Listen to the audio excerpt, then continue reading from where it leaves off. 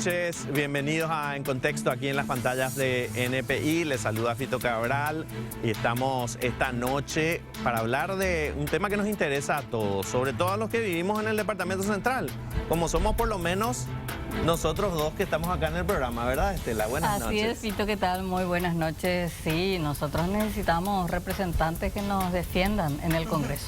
Por eso esta noche invitamos a candidatas y candidatos a diputados por el Departamento Central, quienes van a estar hablándonos de sus puestas, de su carrera política, de su trayectoria, para que ustedes los conozcan y en base a eso puedan elegir el 30 de abril. La idea es que por aquí pasen todos los candidatos y candidatas de todas las banderías políticas y ustedes escuchen y vean cuáles son sus propuestas, sus ideas, su doctrina, lo que quieren llevar a cabo cuando estén en el Congreso Nacional, si es que llegan, por supuesto, al Congreso Nacional, porque todos van a competir el 30 de abril. Vamos a darle la bienvenida a Norma González. Ella es candidata a diputada por el movimiento Nueva República, que tiene como candidatos para la dupla presidencial a Euclides Acevedo y Jorge Querey. ¿Qué tal? ¿Cómo estás, Norma? Muy buenas noches, Fito, y a la teleaudiencia del Contexto. Un placer estar en tu programa. Estábamos hablando, después le vamos a preguntar a cada uno dónde vive y qué propuestas tienen. También le damos la bienvenida a Raúl Benítez, él es candidato por la Alianza Más Encuentro Nacional. ¿Cómo estás? ¿Cómo te va, Raúl? Muy buenas noches, Fito, Estela, también acá toda la mesa y teleaudiencia. Y bueno, muchas gracias por la invitación y ya dispuesto para hablar un poco de mis propuestas. Y por supuesto también le damos la bienvenida a Freddy Franco, él es candidato por la Alianza por la Patria. Freddy Franco, dirigente del Partido Liberal. ¿Qué tal, Freddy? Muy buenas noches, Fito, Estela, también a Raúl, a Norma y a todos los seguidores de este prestigioso programa. Un placer y gracias por la invitación. Sí, si les preguntamos cuál sería su principal propuesta, su eje de trabajo principal si llegan a la Cámara de Diputados, ¿cuál sería? Norma, empezamos por vos. Mi principal trabajo sería mitigar el hambre. También me gusta el tema de amparar la expropiación y darle apoyo científico a los jóvenes. Raúl. Nosotros venimos con un trabajo ya hecho un poco de la Universidad Nacional, donde pude participar ahí un poco en una nota de calles. Entonces, esa bandera por la educación pública de calidad que todavía sigue pendiente y que es un discurso gastado, lastimosamente, por todos los gobiernos, por muchos políticos, pero que todavía queda y que queremos llevar como bandera, ¿verdad? También hablar un poco del transporte público, que es un tema súper en el Departamento Central, creo que es el tema, uno de los temas centrales hoy, porque bueno, lejos de mejorar, como que se va empeorando y queremos llevar esa bandera como principal propuesta, ¿verdad? Freddy, vos fuiste concejal en Fernando de la Mora, en San Lorenzo, perdón, tenés esa experiencia. ¿Cuál sería tu principal eje de trabajo? Bueno, lo que la mayoría de la gente pide es la generación de fuentes de empleo. La gente quiere trabajar. Hoy realmente por una cuestión política, la que todos sabemos, por las designaciones significativamente corruptas, hoy las empresas no quieren venir a invertir, las empresas extranjeras no quieren venir o tienen miedo de venir a invertir en el Paraguay. Nosotros tenemos que generar esa confianza, esa solidez para que las empresas internacionales vuelvan a invertir en el Paraguay y así generar fuentes de empleo. La función del diputado va a ser un poco difícil de decirte, esta va a ser mi política de generación de empleo, pero sí acompañar a los proyectos del Ejecutivo y del Gobernador del Departamento Central para que se puedan desarrollar las políticas, porque en Maraño, en Botadita, ¿se acuerda con la orecota la lapicera? Mira. Entonces nosotros como diputados tenemos que acondicionar, mejorar y controlar el gasto que se viene haciendo dentro del presupuesto general de la nación y por supuesto algunas leyes que hay que mejorar, hay que perfeccionar. Por ejemplo, la ley del acceso a la pensión de la tercera edad, la ley del acceso al primer empleo, son leyes que hoy están muertas. Hoy está aprobado de que ningún abuelito tenga que pasar por el censo. Sin embargo, no se aplica.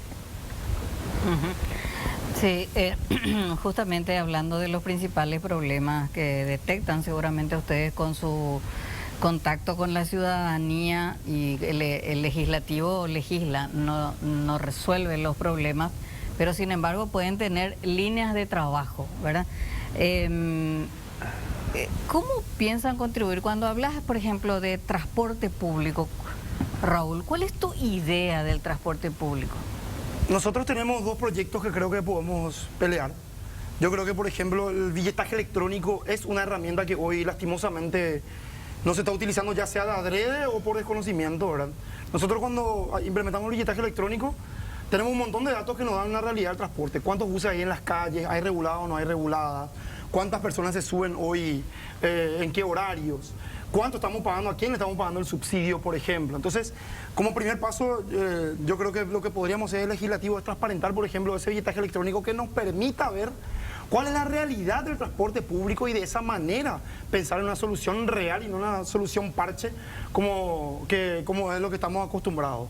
Por otro lado, yo creo que el tema del transporte eléctrico es algo que tenemos todavía pendiente. Los buses eléctricos nos pueden ayudar a abaratar costos. Hoy tenemos algunas que otras empresas que lo hacen de manera aislada, pero creo que un poco desde la Cámara de Diputados podríamos hablar de ese presupuesto necesario o cómo podríamos apoyar también para que tengamos esa flota que de alguna manera puede facilitar, por ejemplo, en la frecuencia, no aumentar, por ejemplo, la frecuencia, o que, por ejemplo, haya buses a la noche o como sea, ¿verdad? Entonces, esas son dos maneras y evidentemente también haciendo un poco de voz y resistencia, ¿verdad? Que es algo que también estamos de repente acostumbrados con una Cámara que lastimosamente tiene intereses mezclados con los intereses que no son de la ciudadanía.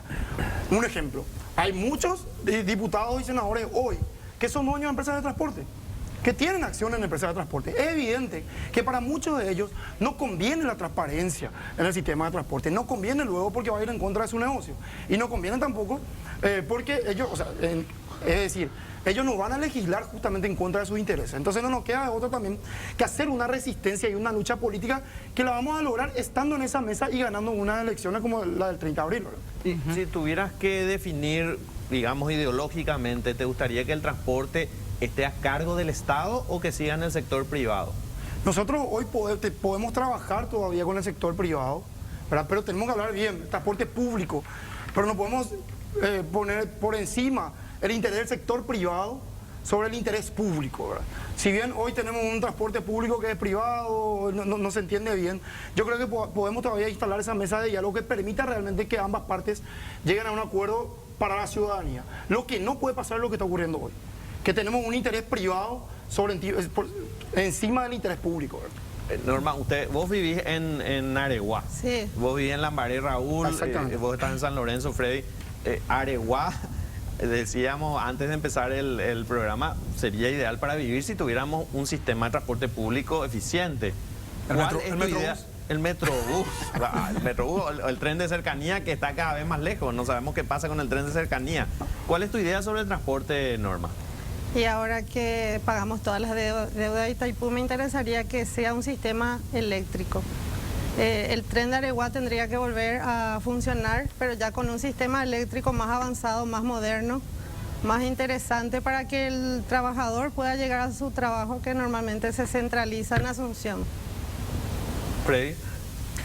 Bueno, el sistema fallido del Metrobús no demostró muchas falencias. Mucha gente quedaron sin fuente de trabajo, mucha gente quebraron.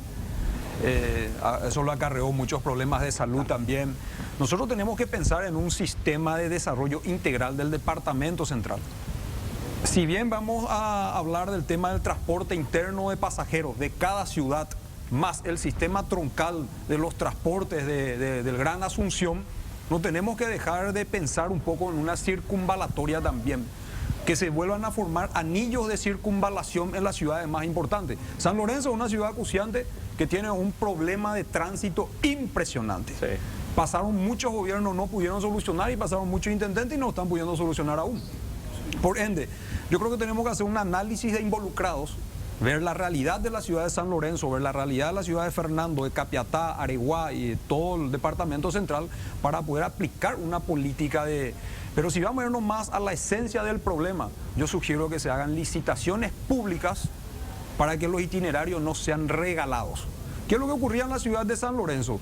Primero los dueños eran los empresarios.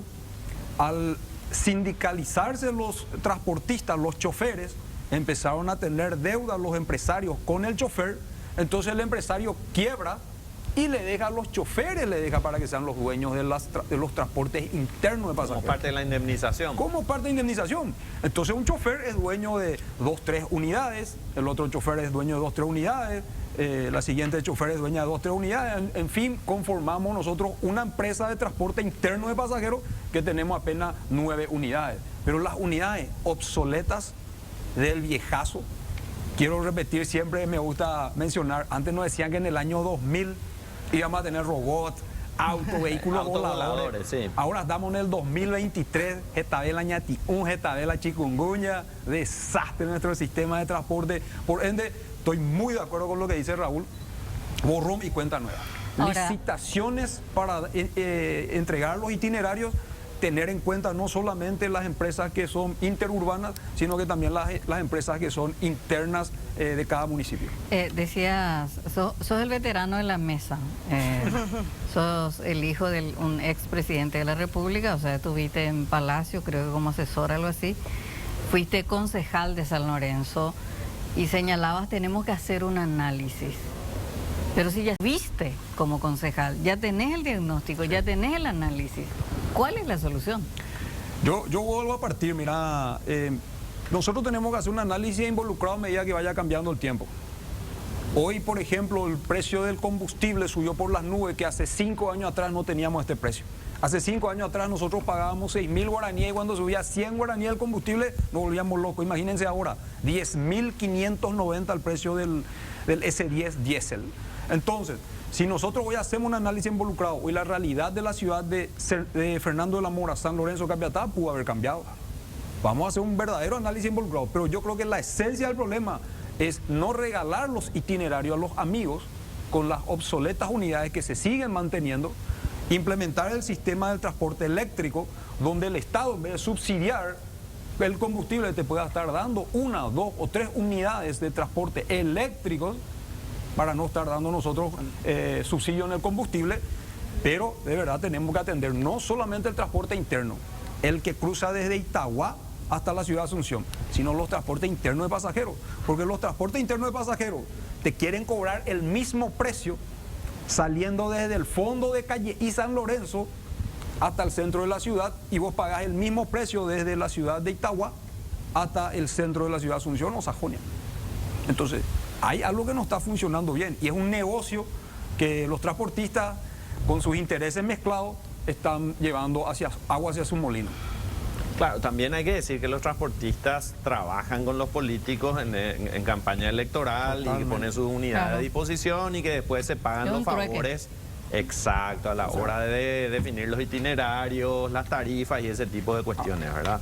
No es una relación de los transportistas son todos los malos. No. Y no hacemos negocios con ellos. Pero porque Fito, también el poder político hace demasiados negocios con los transportistas. Quiero resaltar nomás que hay varias empresas de transporte que dan ejemplo de servicio, que tienen su seguro al día, que se prestan a la hora de, cuando ocurre algún tipo de accidente, prestar el servicio necesario a los accidentados, pero como también hay empresas de transporte, y ustedes los transportistas saben perfectamente, no reúnen ni la más mínima condición. Ligado y muy vinculado al tema del transporte está el tema de la inseguridad. Totalmente. Porque la gente está expuesta por horas mientras está esperando un bus o porque tiene que caminar 20 cuadras para salir al lugar donde tiene que tomar el micro. Y está expuesta diariamente al tema de los asaltos. ¿Qué piensan hacer? ¿Cuál es su plan? ¿Hablan? ¿Tienen asesores? ¿Tienen alguna idea respecto al tema de la seguridad, Raúl? Nosotros tenemos, me voy a quedar medio pegado a alguien, pero vamos a marcar la diferencia, ¿verdad? Nosotros cuando analizamos un poco el tema de inseguridad, vemos que por un lado siempre como que se propone mucho el tema, se plantea mucho el tema policial, ¿verdad? Como la mágica solución al problema de inseguridad, que viene muy de la mano con la falta de oportunidades que lastimosamente estamos un poco sometidos. Muchos jóvenes, están sometidos muchísimos jóvenes, que deja expuesto al joven a lo que ofrece un poco el mundo, ¿verdad? Ahí hay un tema del que hay que hablar, que es un tema urgente en Central, que es el tema de las adicciones. Consumo problemático, ¿verdad? Estos días veíamos un poco el chauchespi de un candidato. Lastimosamente yo creo que se equivocó un poco en el cómo nombró, porque justamente el primer paso para trabajar esta problemática es sacando la estigmatización, y utilizando ese término lo único que hizo inicialmente fue estigmatizar de nuevo. Un tema que no hay que criminalizar, no hay que poner una carpeta fiscal, sino que hay que hablar un poco ahí de la rehabilitación y un poco de la reinserción, ¿verdad? Y esa prevención que viene muy de la mano, no solamente con charlas, sino con una generación de oportunidades que, como dije hace rato, deja fuera a un montón de jóvenes, ¿verdad? Hoy tenemos un solo centro de adicciones en todo el país, 9.000 millones de guaraníes al año, su presupuesto, espacio para 50 jóvenes. Solamente el año pasado atendieron alrededor de 18.000 personas. Entonces, un equipo de profesionales, nosotros visitamos el centro de adicciones, un equipo de profesionales muy comprometido que lastimosamente está muy sobrepasado a esta demanda que tiene. Así como también hay que hablar de todo lo que nos llega, ¿verdad? Porque uno recorriendo y hablando un poco con la gente no sabe a dónde ir. La gente no sabe qué hacer, ¿verdad? Familias enteras que no saben a quién tienen que recurrir para solucionar esta problemática en sus propios nichos familiares, ¿verdad? Entonces, nosotros queremos abordar un poco, sacando un poco esa mirada del garrote a que tanto nos acostumbramos en este país, sino que dar otra mirada y abrazar un poco la problemática de seguridad, abordándolo desde salud pública, porque este es un tema de salud pública. Norma. A mí me encanta el tema de seguridad porque estoy en el tema de los asentamientos. Es muy difícil lidiar con ese tipo de personas que está allí porque no todos son delincuentes como la gente piensa. Yo entré en todos los lugares, tengo aproximadamente 42 asentamientos donde tratamos de darle un plato de comida a los niños. ¿Cómo podemos cuidarle a los niños en esos lugares?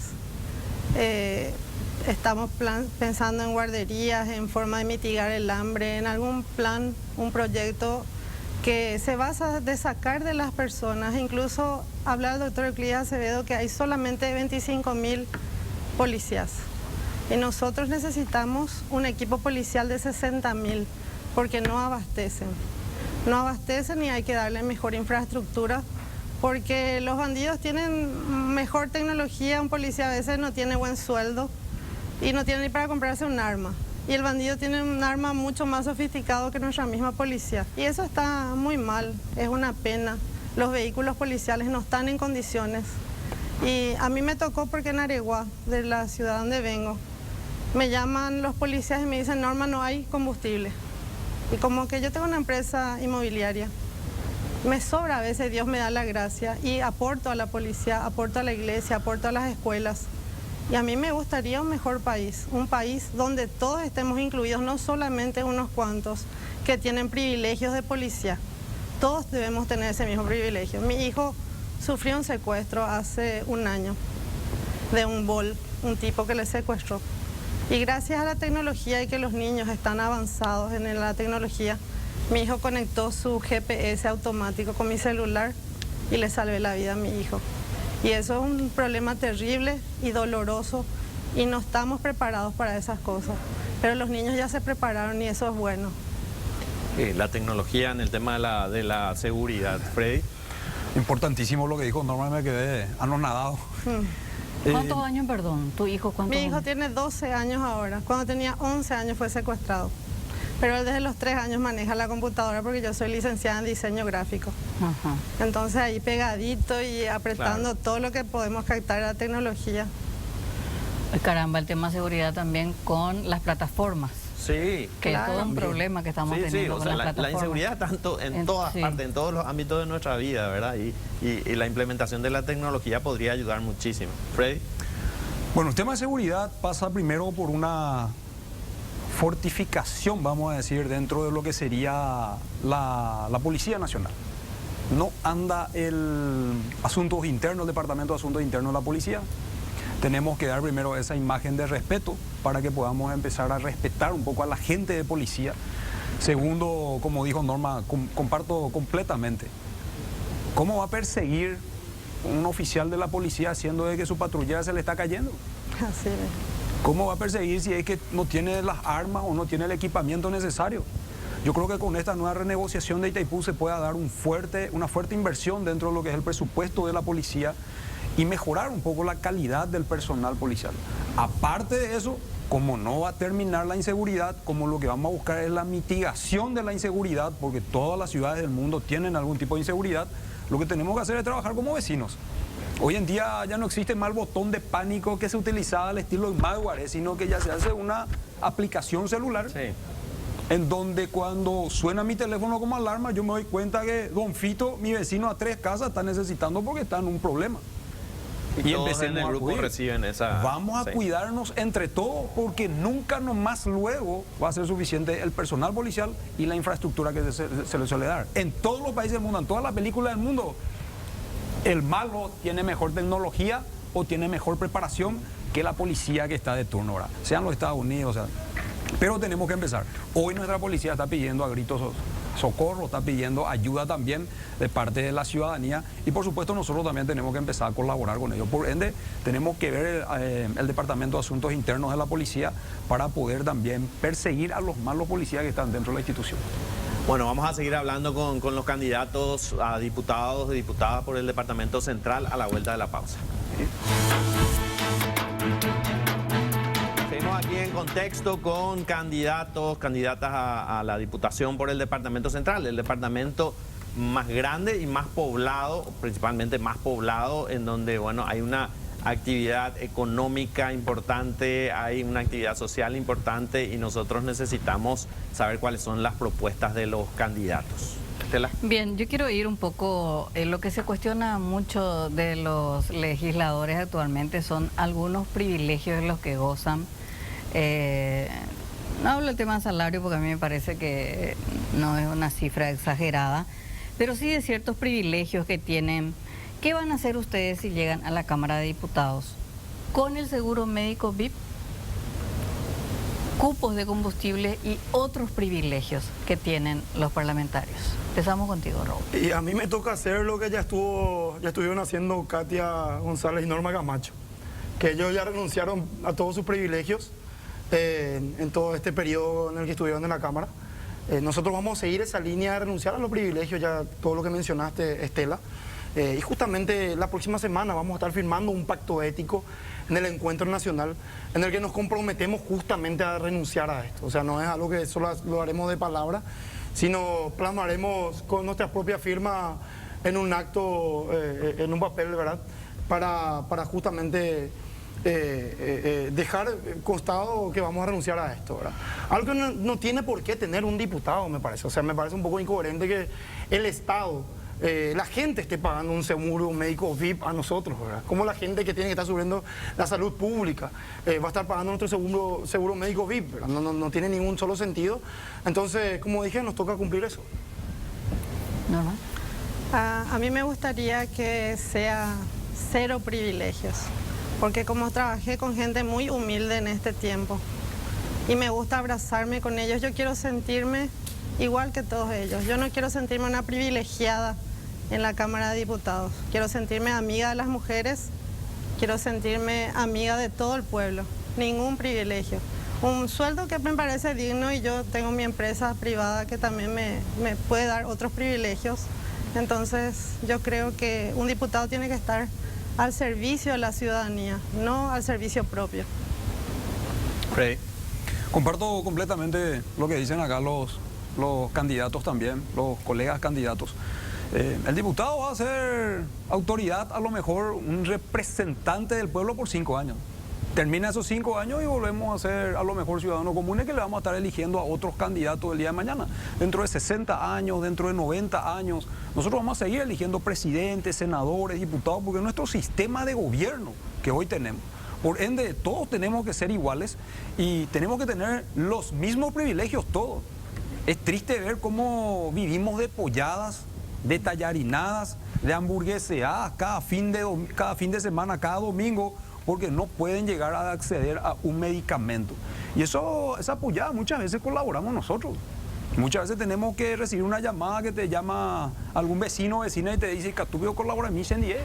Pero ya poseo de ir pollada, porque no nos alcanza para comprar el medicamento. Y es más triste que muchos diputados hoy ya no quieran renunciar en general, en pleno. Felicito la actitud de muchos diputados, salvo los otros, de que hayan renunciado a esos privilegios y podamos tener todos la misma calidad en salud y en educación.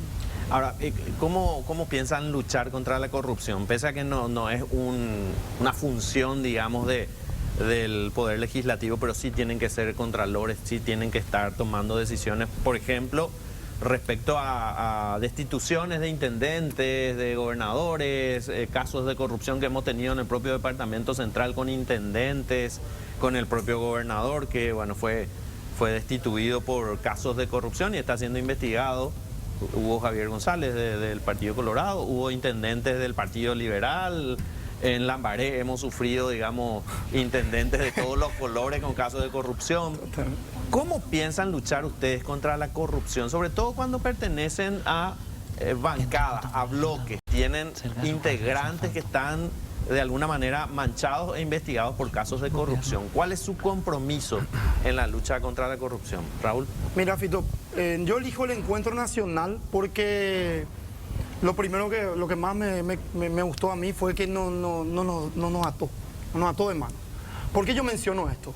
A veces uno con tal de llegar al espacio de decisión, ya sea con el tema de financiamiento o con el apoyo político de alguno que otro grupo político, se ata tanto en el camino que uno de repente puede tener las mejores ideas, mejores intenciones, puede ser más preparado, pero cuando está ahí en el lugar de tomar decisiones, al final tiene que empezar a devolverle los favores a ese entorno, a ese pequeñísimo entorno que fue el que le ayudó de alguna manera a poder llegar al espacio de decisión. En el encuentro nacional yo encontré un equipo que me permitió poder venir a luchar por un espacio sin atarse a algún interés personal de ningún político o de ningún narcotraficante, como ocurre hasta a veces con algunos políticos, ¿verdad? Entonces el primer paso para poder hacer esa lucha contra la corrupción yo creo que es llegar como nosotros vamos a llegar el 30 de abril, que es desatados. Porque eso nos va a poder permitir decir lo que creemos y lo que creemos que está bien y lo que creemos que está mal, ¿verdad? Podemos equivocarnos tal vez en esa gestión, de acá hasta el 2028. Pero nadie va a poder poner en duda que nosotros estamos haciendo lo que hacemos porque creemos que es lo correcto, ¿verdad? Entonces, para mí ese fue el primer paso para luchar con esta corrupción. Y por otro lado, lo que yo siempre le digo a la gente. Nosotros, por ejemplo, en Una Nota Calle, cuando participamos en el 2015-2016, denunciamos al rector Froilán Peralta, después se fue a la cárcel, cayeron decanos, se fueron dando un montón de cosas que de alguna manera fue una lucha contra la corrupción. Pero tuvo un techo. ¿Por qué tuvo un techo? Porque al final nunca llegamos al espacio de decisión. Y eso es lo que hoy nos toca, ¿verdad? Si nosotros realmente queremos vencer la corrupción, nosotros tenemos que ganar elecciones a la corrupción. Y eso es lo que nos toca este 30 de abril. Norma. El tema de la corrupción viene ya desde la época de la dictadura. Es muy difícil porque el paraguayo se tiene que educar para no ser corruptos. Todos los pobladores paraguayos, todos somos de repente ya víctimas de lo que nos dejó esa dictadura. Y combatir la corrupción sería con lo que te enseñó tu papá y tu mamá. No está bien eso. Y ese tiene que ser una conducta y una disciplina. No aceptar en el tema cada Euclides y Acevedo y Jorge Querey, que son unas personas muy intachables y muy limpias. Para mí es un ejemplo que me enseñó mi mamá y papá lo que está bien, lo que es correcto. Si seguimos así y salimos con las manos limpias al entrar y al salir, sería buenísimo que tenga uno eso en el fondo de su corazón, que no ser corrupto es algo bueno y rechazar, porque en esta campaña como que muevo mucha gente de los sectores sociales más carenciados. Recibí muchas propuestas para descabalgar el doctor Euclides Acevedo, pero yo estoy ahí al lado de él, hasta empeñando mis cosas para hacer mis pegatinas, porque somos una campaña muy humilde, pero queremos hacer el bien y vamos a hacer el bien. Eso es lo más importante, lo que uno tiene en el fondo del corazón y seguir derecho, el camino correcto. Freddy. Yo tengo muchas esperanzas en que parte de la corrupción vaya terminando. Se cambió el fiscal general del Estado. Ustedes saben la desastrosa gestión que tuvo Sandra Quiñones. Tengo esperanza en la nueva Corte Suprema. Ojalá se pueda ir limpiando también el Poder Judicial. Y lo que nosotros podamos hacer es todo lo que esté dentro de nuestro alcance para tratar de eliminar la corrupción. Yo lo que busco dentro de la vida política es un líder que me inspire a ser mejor todos los días.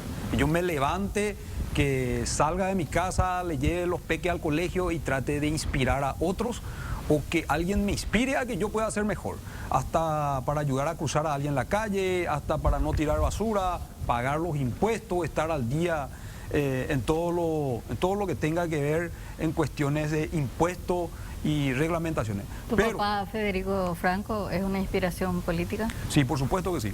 ¿Y qué decís de la gente que dice que en un año de gobierno de Federico Franco fue uno tan igual o corrupto que el Partido Colorado? Qué suerte que me preguntas eso, Estela, porque Federico Franco sacó unos bonos soberanos de 500 millones de dólares y le dejó íntegro al señor Horacio Cartes. Horacio Cartes, teniendo 3 periódicos, teniendo 3 radios, teniendo 3 canales de televisión, nosotros no pudimos comprar ni una radio comunitaria, no nos pudimos defender delante de lo que algunos medios periodísticos decían.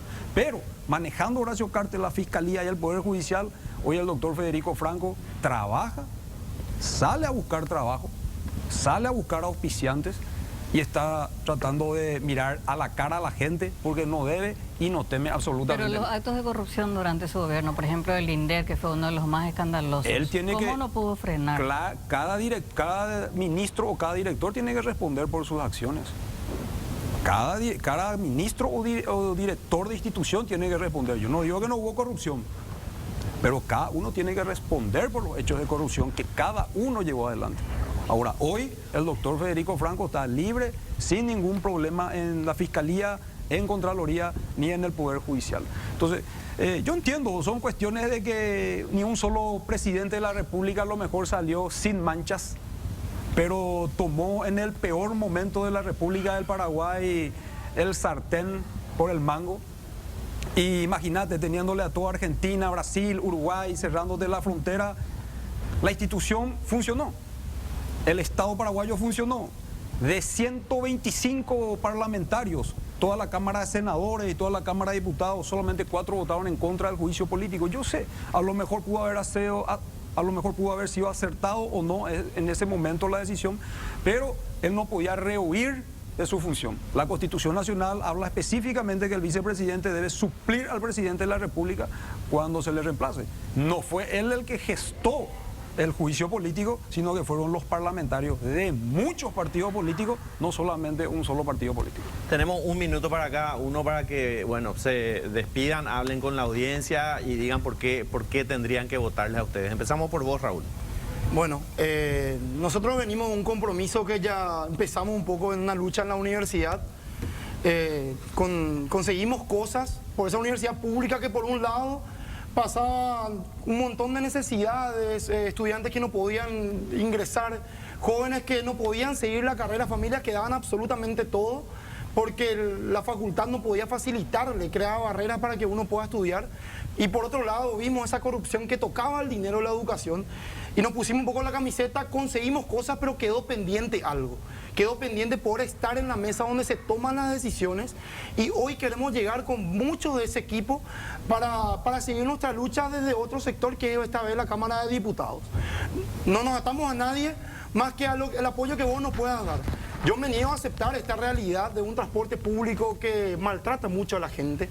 5 horas por día, son 40 días al año. Me niego a aceptar que tengamos demasiados jóvenes sin oportunidades, que condenemos de esa manera. Me niego a aceptar a que esto siempre va a ser igual. Me niego a aceptar eso y yo te invito a que te niegues a aceptar conmigo y que apoyes un poco este proyecto, porque de esa manera nosotros vamos a llegar el 30 de abril y a mí me toca pedir hoy. Me toca pedir hoy hasta el 30 de abril y me toca después de 5 años para devolver con una buena gestión. Norma.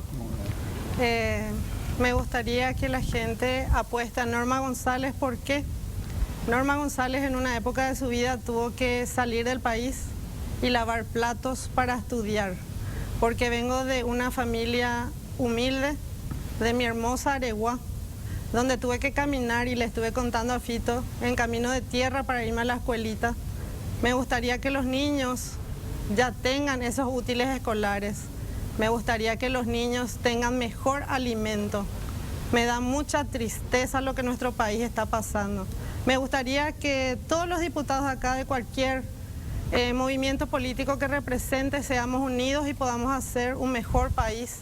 Me gustaría que haya menos corrupción y quisiera, como que soy profesora de inglés, licenciada en diseño gráfico, que apuesten a una persona trabajadora, porque yo soy una mujer muy trabajadora, que quiero utilizar el idioma que aprendí lavando cubiertos en diferentes países donde me tocó estar, e implementar todo lo lindo que yo he visto en otros lugares en este hermoso país, que es nuestro Paraguay. Freddy, finalmente. Bueno, primero les deseo el mayor de los éxitos acá a los futuros colegas. Estoy seguro que podemos llegar a ese curul dentro de la Cámara de Diputados. Y quiero ser diputado porque me siento que voy a ser diputado oficialista. Con la Concertación Nacional, Efraín Alegre, Soledad Núñez, vamos a ganar esta vez. Quiero que termine la pesadilla que estamos pasando todos los paraguayos. Esta falta de educación, falta de transporte, falta de salud, de todo lo que nos está pasando, y que empiece un nuevo Paraguay. Pero tenemos que construirlo entre todos. Y ojalá también en el Partido Colorado vuelvan a entrar, o entren mejor, patriotas, para que podamos sentarnos a conversar cómo vamos a renegociar Itaipú, porque eso nos va a beneficiar a todos los paraguayos. Así que les pido el apoyo. Yo estoy en la lista 2, opción 4.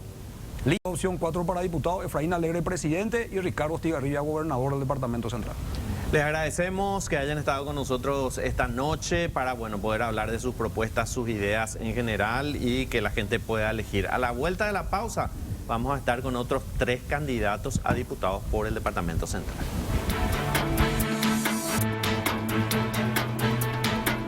Continuamos aquí en Contexto con candidatas y candidatos por el Departamento Central a la Cámara de Diputados.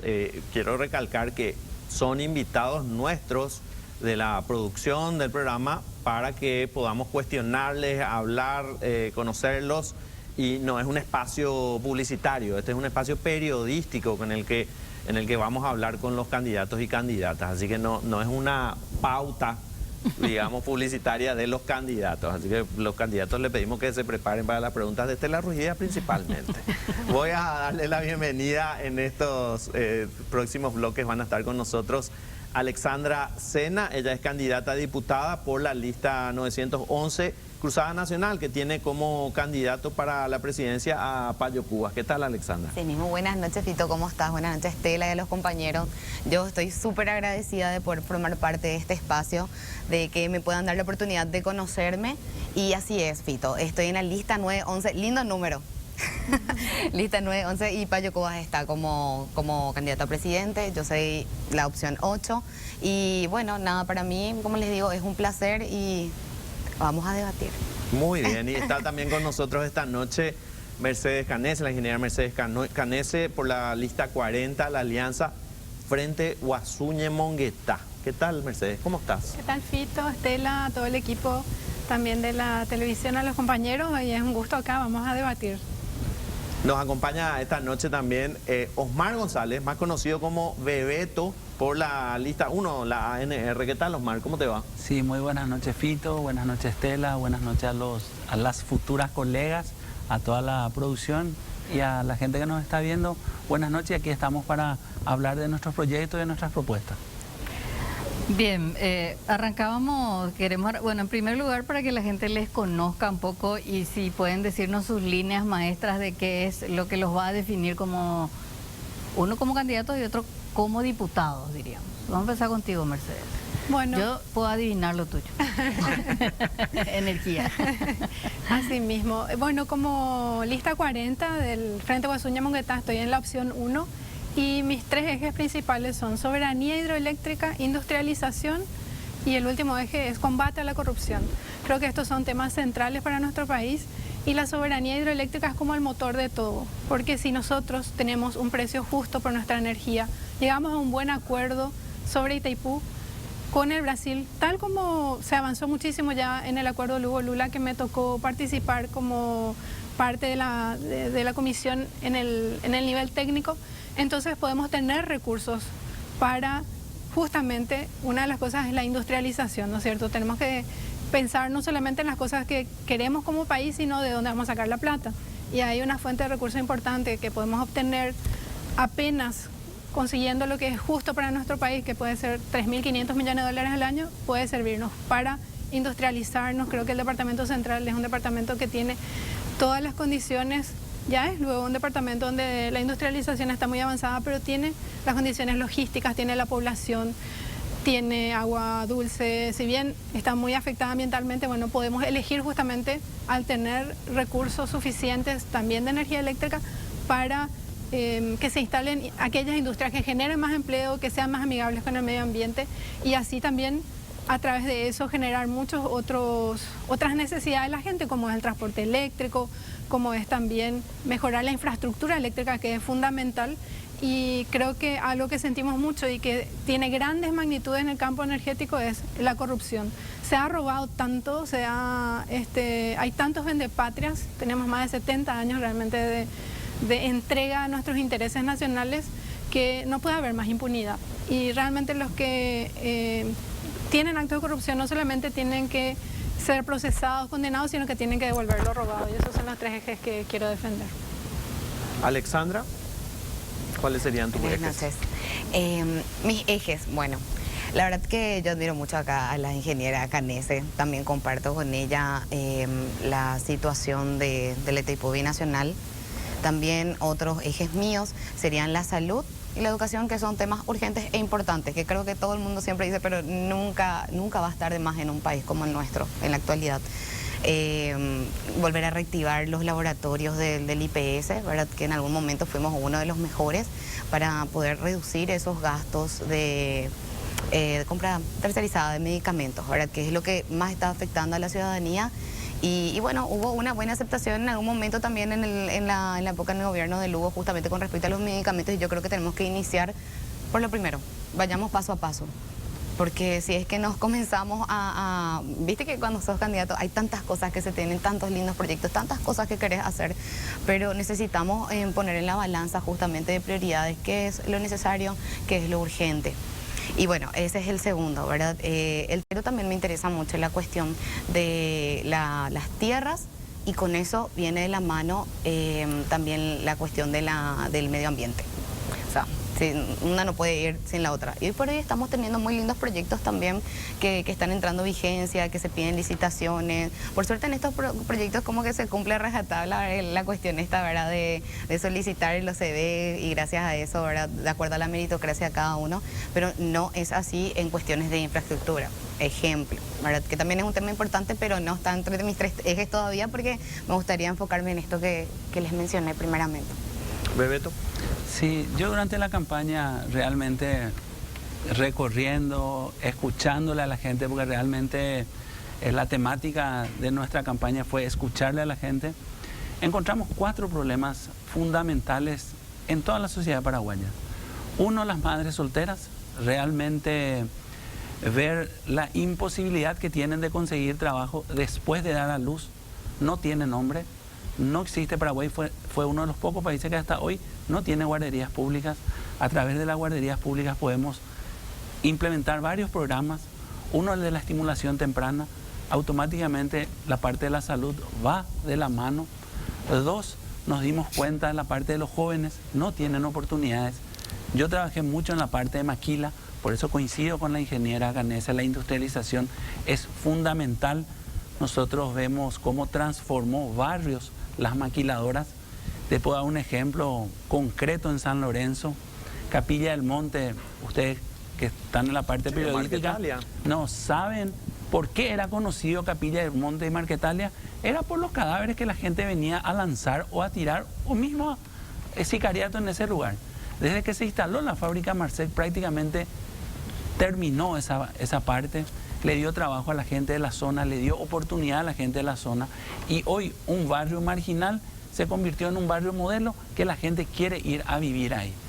Hay otras maquiladoras dentro del departamento central, y en Alto Paraná nos dimos cuenta con la pandemia lo que las maquiladoras pudieron dar al país, porque todo el mundo decía que Alto Paraná iba a colapsar porque decían que vivía del turismo de compra, y no fue así.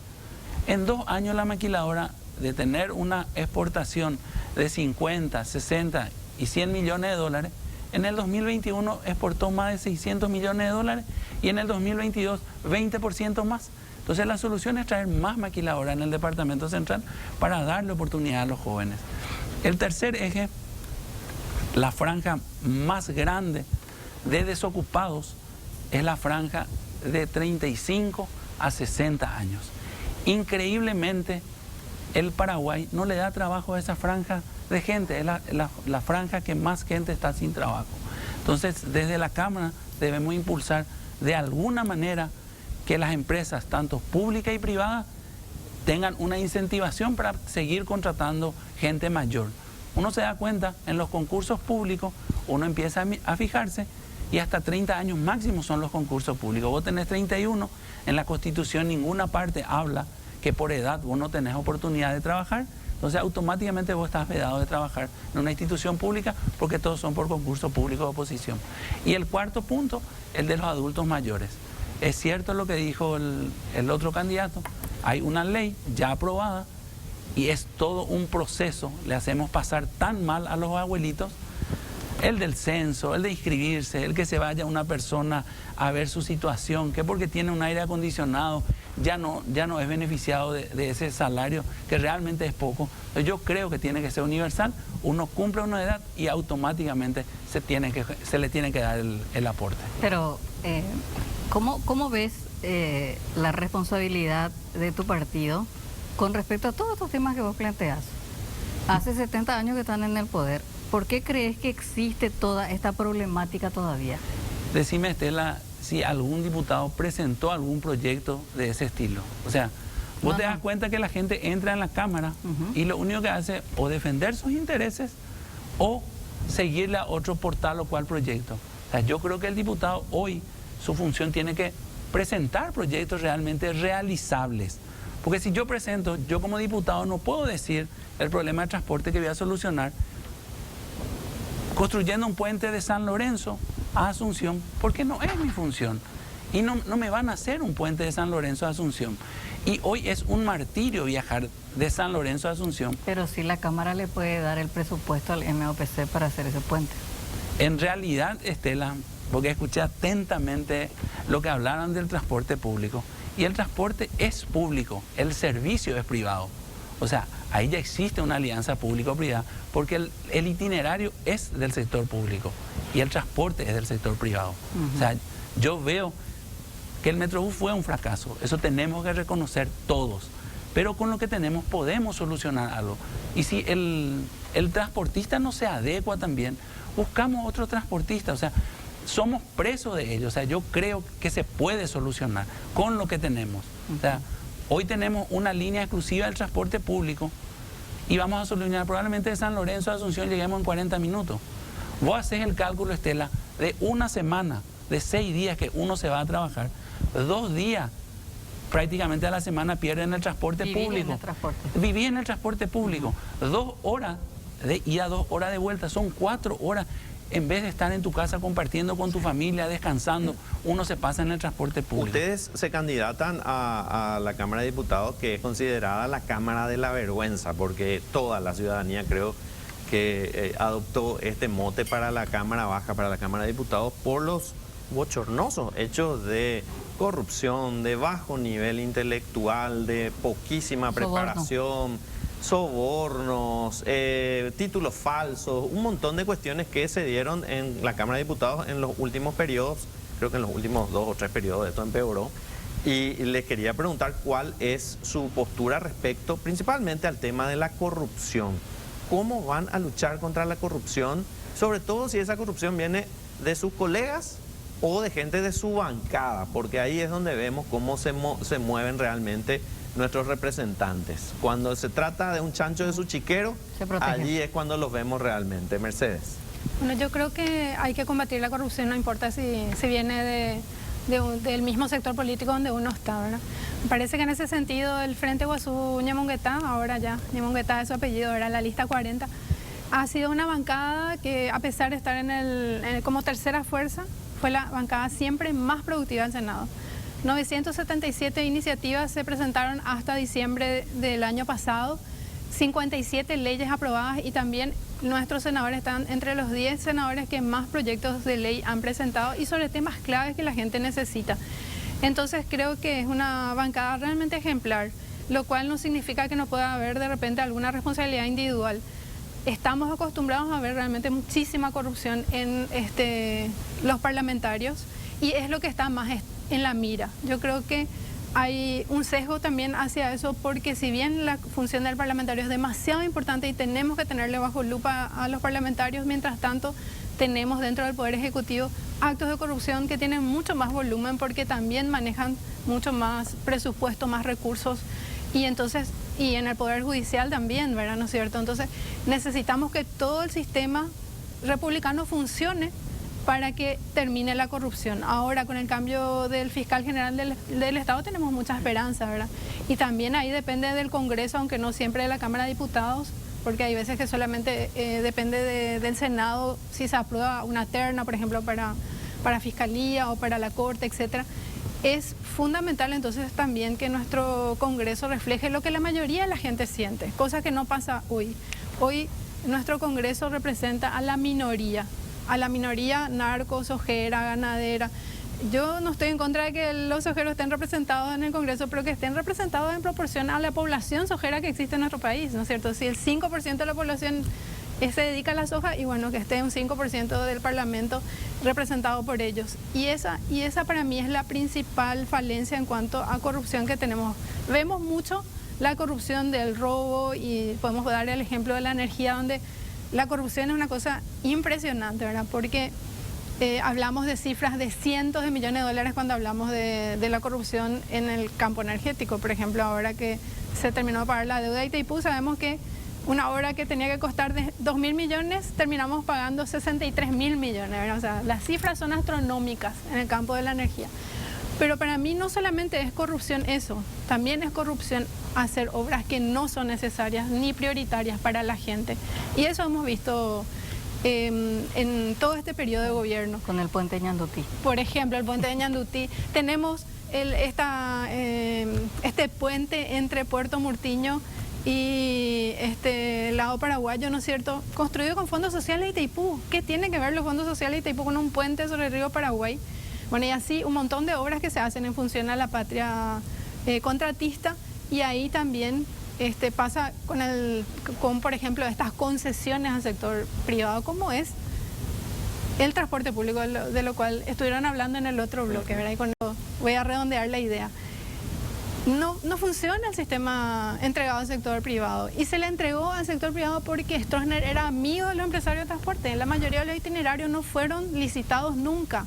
Entonces, ¿vamos a seguir con el modelo privado o vamos a pensar en un modelo con control estatal, con administración estatal, municipal, cooperativa, como tienen la mayoría de las ciudades que tienen sistemas de transporte que funcionan? Entonces, si seguimos planteando lo mismo de siempre y decimos que vamos a cambiar, ¿de qué cambio estamos hablando? Realmente tenemos que pensar en un cambio que cambie el modelo, que ponga en primer lugar a la gente, no a la patria contratista, no a los empresarios de transporte, no a los que venden combustibles, que también se aprovechan muchísimo de la situación y les encanta que el sistema de transporte público funcione mal. Y toda esa corrupción tenemos que atacar. Y no importa, yo digo siempre que no importa que sea de filas amigas o de correligionarios, acá en primer lugar tiene que estar la ciudadanía. Alexandra. Así mismo es, comparto con ella. Primero tiene que estar la patria, y quiero también acotar, ¿verdad? O sea, agregar algo que dijo la ingeniera Canese con respecto a la representación en nuestro Parlamento. Agregar justamente igualdad, la ley de paridad, que realmente es muy necesaria. Vimos en este último periodo, ¿verdad?, que apenas están nueve mujeres en el Senado representando. Ni siquiera es un 50%, ni siquiera un 20%. Y es muy necesario que empecemos a cambiar ese sistema, porque muchas mujeres estamos adentrándonos solamente en educación. Y después en las cuestiones de trabajo también. O sea, cada vez estamos siendo más. Esto viene de la mano también con la SED. La cuestión de los contribuyentes, ¿verdad? Que bueno, en este último año, ¿verdad?, o sea, hay mucho más contribuyentes, pero ¿qué pasa? Los 630.000 que no están pudiendo acceder a ese servicio porque entraron, no sé, en algún problema económico, es muy jodido. Entonces, nada, ¿verdad? Me gustaría ir contra la corrupción de frente, como siempre fue, con un grupo de amigos, como creo que acá ya la compañera ya sabe, pero con un grupo de amigos en algún momento en el 2017 habíamos sido los impulsores, ¿verdad?, de las firmas contra la enmienda y para el desbloqueo de la lista Sábana. Logramos las 31.000 firmas, casi 10.000 fueron perdidas y 21.000 quedaron para apoyar este proyecto del desbloqueo de lista Sábana. Entonces ya vengo trabajando, ¿verdad?, militando hace 7 años y este año decidí por eso ingresar en la arena política a pesar de saber qué tan denso está y qué tan corrupto está, porque creo que uno tiene que pensar 2 veces antes de hacer estas cosas, más sabiendo la ética y la moral, ¿verdad?, que uno trae consigo desde la casa, desde sus cimientos. Y cómo contrarrestar, bueno, mi lucha es totalmente frontal con eso. Y yo creo que también deberíamos hablar con respecto al blindaje de los parlamentarios. No puede ser que la gente siga cobrando sus mismos salarios y ni siquiera vayan a las sesiones. Y encima tienen blindaje otra vez cuando estamos hablando de cuestiones de sobornos y estafas y no sé, audios de presidentes del jurado, ¿verdad?, del GEM. Y no sé, son muchas cuestiones que ya están molestando hasta el hartazgo a muchos jóvenes. Ya estoy por cumplir 30 años, ya llevo 10 años viendo esto en decadencia y por eso decidí meterme a la arena política, así que... Correcto. Bebeto. Bebeto, vos tenés un desafío, me parece un poco importante porque no tiene nada que ver con tu candidatura, pero el presidente de tu partido fue designado como significativamente corrupto, así que ¿cómo van a luchar? ¿O cómo vas a luchar vos? ¿Cuál es tu compromiso contra la corrupción? Para mí, la corrupción no tiene color. Para mí, la corrupción está en todos los estamentos y en todos los partidos. Yo cuando fui concejal municipal y fui el concejal municipal más joven de la ciudad de San Lorenzo en el periodo 2006-2010 y fui uno de los 2 que firmó contra el intendente colorado de mi partido por un desfalco. O sea, a mí no me... contra el vino. A mí no me tiembla la mano cuando las cosas están mal. O sea, lo que está mal y hay que decir. No porque es de tu partido, no porque es de tu movimiento. Las cosas que están mal hay que decir. Por culpa de eso, dicho sea de paso, 4 meses no me pagaron mi dieta. O sea, fui castigado de esa manera. Pero no importa, o sea, la verdad hay que sacar a luz. O sea, uno tiene que decir las cosas que están mal. Y dentro de la Cámara, si Dios quiere, vamos a estar ahí. No nos va a temblar tampoco la mano, no nos va a temblar el pulso para denunciar los actos de corrupción. O sea, yo creo que la corrupción no tiene color y como te digo, mi ejemplo puedo dar de que sí en su momento hablé y denuncié la corrupción. ¿Qué opinas de la designación de significativamente corruptos de Horacio Cartes, de Hugo Velázquez, de Charlie, no me acuerdo el apellido, Duarte, que son... Ulises Quintana. De Ulises Quintana, que son de tu partido? Puedo contestarle un poquito a la ingeniera porque yo sí estoy muy a favor, por más de, probablemente los recursos no fueron, pero es Puerto Murtiño, Carmelo Peralta, sí, es el puente. Carmelo Peralta. Y hoy esa parte del país, que fue una parte olvidada por mucho tiempo, ingeniera, hoy te vas a ver y no vas a reconocer. Y va a ser un polo realmente de crecimiento del país, porque la cantidad de exportación que va a pasar por la bioceánica no tiene nombre. El ahorro que va a tener pasar del Atlántico al Pacífico no tiene nombre, por eso hoy el hermano país de Bolivia se está quejando porque no pasó por Bolivia y pasó por Paraguay. O sea, yo disiento un poquitito contigo, probablemente los recursos, porque entendí tu queja que fue por los fondos sociales Itaipú, que también el puente de Franco con Foz de Iguazú, o sea, los 2 puentes fueron financiados por la Itaipú Binacional.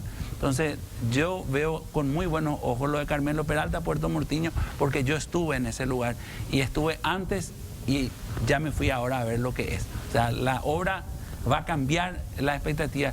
No puede terminar el Paraguay en el puente de la Amistad ni en el puente Remanso, no puede terminar. O sea, el Paraguay tiene más que crecer, no solamente en la región oriental. O sea, yo veo de esa manera. Estamos financiando el expansionismo brasileño con nuestro dinero. Realmente me parece incorrecto, ¿verdad? Yo creo que sí hay que hacer obras en el Chaco, por ejemplo, una ferrovía entre Asunción y Bolivia que nos conecte con la bioceánica ahí. pero realmente financiar el expansionismo brasileño, porque lo que va a entrar es eso, va a entrar la soja brasileña, de hecho casi se está extranjerizando. Como nieta de un excombatiente, realmente no sé para qué lucharon nuestros abuelos si estamos entregando todas las tierras a los extranjeros en el Chaco, que encima ni siquiera lo compran para preservar y atender bien a las comunidades indígenas. Al contrario, las comunidades indígenas están siendo... Realmente es un genocidio lo que se está cometiendo con las comunidades indígenas. Se está destruyendo la naturaleza para que vengan los ojeros también hasta el Chaco de nuestro país. Y lo más grave es que sea con fondos sociales de Itaipú, ¿no es cierto? Que no tiene nada que ver con construir un puente sobre el río Paraguay.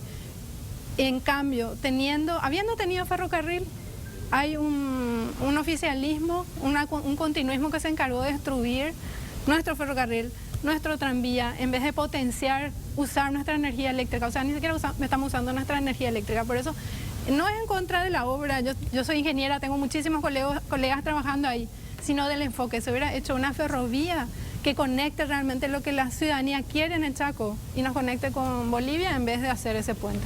Bueno, a la vuelta de la pausa vas a seguir, Bebeto, respondiendo en la consulta que te hicimos sobre las designaciones de significativamente corruptos en el Partido Colorado. Pero a la vuelta de la pausa hablamos de eso.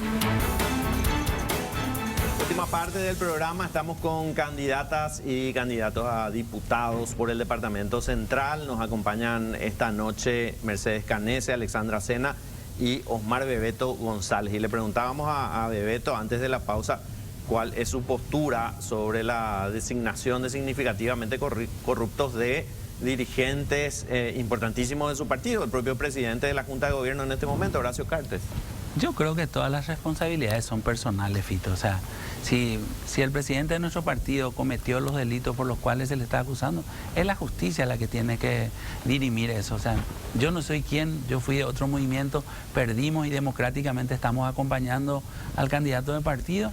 Y yo creo que cada uno tiene que responder personalmente los problemas que tiene. Y hoy nuestra justicia, hoy nuestro fiscal general, con mucha esperanza, yo creo que la mayoría del país hoy le ve al doctor Emiliano Rolón, y yo creo que en la justicia van a dirimir ellos su problema. Y como partido, porque no quiero personalizar en vos, Bebeto, porque estás hablando justamente de las responsabilidades personales, pero hay responsabilidades políticas. Cuando un dirigente, una dirigente de un partido político está envuelto en un escándalo internacional, porque podemos decir que este escándalo es mundial, de las proporciones que tienen estas designaciones, los partidos normalmente, las organizaciones políticas, las organizaciones gremiales, se reúnen y toman una decisión y dicen, más allá de lo que decía la justicia, vos sos dirigente, vos sos una persona que tiene una responsabilidad política dentro de esta organización, y nosotros te pedimos que tomes esta decisión o te sacamos del cargo. ¿El Partido Colorado piensa hacer eso en algún momento? ¿Vos lo plantearías o no lo plantearías? Si le va a perjudicar a Santiago, lo plantearía. Lo plantearía, sin ninguna duda. Y si no, es su responsabilidad, y hoy son mayoría en la Junta. Y es la convención del partido. ¿Y vos, pero vos cómo te sentís como Colorado? ¿Les afecta? ¿Te afecta o no te afecta? Personalmente, así.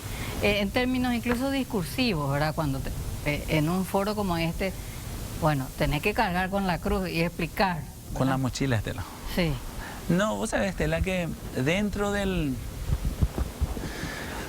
común de la gente, donde vos le visitás a la gente, parece que a la gente no le importa. Pero vos salís fuera del país y te miran con un poquito de recelo. Esa es la realidad. O sea, vos te vas fuera del país y te miran de otra manera.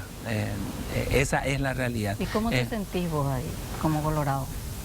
Y yo, como también mi abuelo es combatiente también del 47, me duele. A mí me duele. Pero como le dije a Fito, como te digo a vos, Estela, son responsabilidades personales. Yo no puedo irme al presidente del partido y decirle, presidente, da un paso al costado. Uno probablemente ni me escuche. Pero es su responsabilidad. ¿Pero crees que perjudica al partido?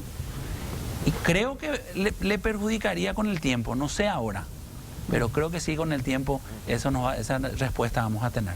Hablábamos con los otros candidatos sobre el tema de la inseguridad y surgía el tema de las adicciones y de la falta de oportunidades, ¿verdad? Porque están directamente vinculadas. La delincuencia, la inseguridad es un problema con raíces sociales, no es una cuestión de decisión personal, digamos, directamente decir, no, yo me voy a dedicar a esto y voy directamente a ser delincuente. ¿Qué planes, qué ideas, qué posturas tienen ustedes respecto al tema de la inseguridad, la falta de oportunidades y las adicciones?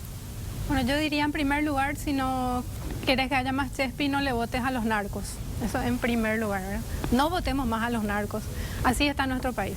Somos un país de tránsito, de laboratorio, entonces toda la basura que queda de los laboratorios se va a nuestros barrios y no es solamente a los barrios marginales. En todas las clases sociales ya está entrando el crack. Entonces, en primer lugar, no votar más narcos. ¿Quiénes son los narcos? Y los narcos, bueno, está alguien que evidentemente está acusado internacionalmente, como es Horacio Cartes, está acusado internacionalmente de operaciones de lavado de dinero. Sabemos que todas las operaciones de lavado de dinero están vinculadas con el narcotráfico. Entonces, su subalterno, que es Santiago, ¿no es cierto?, Peña, y va a seguir las directivas de su patrón, ¿verdad?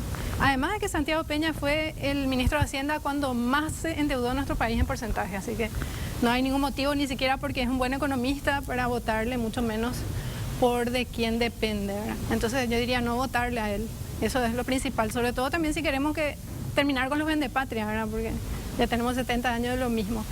Y en segundo lugar, yo creo que la criminalidad y todo lo que se refiere a la drogadicción, etcétera, se combate en primer lugar con trabajo. Por eso mi segundo eje es la industrialización. Resulta que las industrias son las que más empleo generan creo que esto ya mostré alguna vez, pero quizás vale la pena volver a mostrar. Las industrias son las que más empleo generan por unidad productiva. Si vemos lo que está en azul, apenas es un chiquitito lo que compone las unidades industriales en unidades económicas. Pero si nos fijamos en el personal ocupado, el azul va creciendo. Y si nos fijamos en las remuneraciones, sí que es un tercio prácticamente de las remuneraciones totales que recibe la gente ocupada en Paraguay. Entonces, evidentemente tenemos que apuntar a la industrialización para que haya empleo, para que la gente tenga oportunidades y no necesite dedicarse a la delincuencia. Y además de eso también me parece que contribuye muy significativamente que haya transporte público 24 horas, por eso lo del transporte eléctrico, y que sea de gestión pública es súper importante. Si hay más gente en la calle porque sabe que va a poder llegar a su casa, porque hay un bus que le va a esperar, entonces, o un tren, o un tranvía, o un metrobús, o lo que sea que le va a esperar, entonces va a haber menos delincuencia y también el alumbrado público. Nuestro sistema eléctrico no solamente es un problema que la tarifa es cara para mucha gente y que esa tarifa puede bajar con criterios sociales, de generación de empleo, de cumplimiento de derechos humanos, conquistando la soberanía hidroeléctrica, puede bajar esa tarifa como es el proyecto Añana Energía, sino que la infraestructura eléctrica también tiene que mejorar y hay algo clave para la seguridad, es el alumbrado público. Alexandra. Me parece que justamente hace poco salió la campaña del candidato Santiago Peña, ¿verdad?, con relación a los chefs, y me parece que criminalizar a estas personas tan olvidadas que Dios mío nos representan, o sea, yo creo que representa al Estado actual del Paraguay en sí, no voy a decir ni central ni tal departamento, no, representa totalmente a nuestra ciudadanía y en especial muchísimos jóvenes. Esta problemática es tan grande, más del 70% de las familias paraguayas son familias disfuncionales que se manejan como pueden, ¿verdad? Criminalizar por eso me parece totalmente absurdo. Creo que habría que replantear un poco para dónde va esa campaña, ¿verdad? Concuerdo también con la ingeniera Canese con respecto a los trabajos, ¿verdad?, a la industrialización y demás. También quiero dar hincapié de vuelta en las licitaciones, obras públicas y demás que generan también empleos, pero también quiero poner en tela de juicio cuestiones que estaban pasando con esta obra acá sobre Acceso Sur, por ejemplo. La obra está retardada hace, no sé, creo que en octubre se tenía que entregar y ahora pasaron para junio de vuelta y incluso hubieron despidos masivos de gente que no se animó a hacer su denuncia en concreto. Se les pagó una miseria y ahí quedó todo. Y bueno, y estamos con una segunda obra inconclusa y de vuelta bajo el gobierno de un partido hace 70 años que no nos dan respuestas. Bebeto.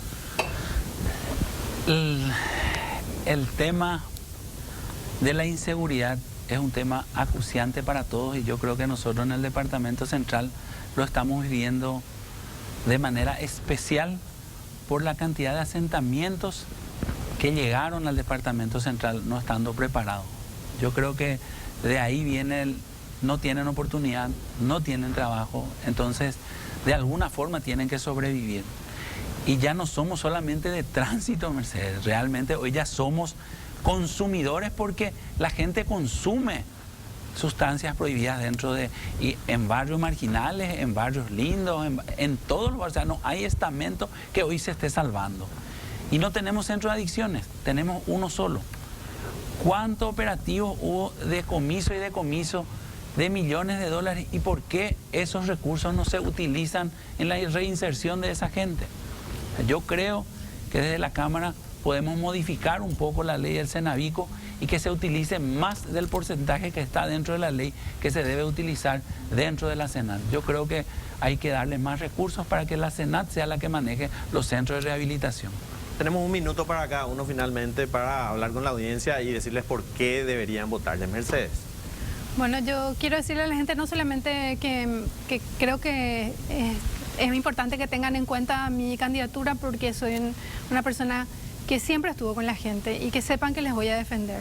Me parece fundamental que la gente mire la trayectoria, las propuestas hace cualquiera, las promesas electorales sabemos cómo son, que miren la trayectoria del trabajo que cada uno de nosotros tuvimos y realmente estoy muy orgullosa de haber acompañado la negociación del acuerdo Lugo-Lula. Estoy muy orgullosa también de haber trabajado con las organizaciones sociales para que se aprueben las 2 leyes de tarifa social que nunca fueron una iniciativa de los gobiernos de turno, fue una iniciativa de la gente y ahora podemos ampliar más todavía la tarifa social.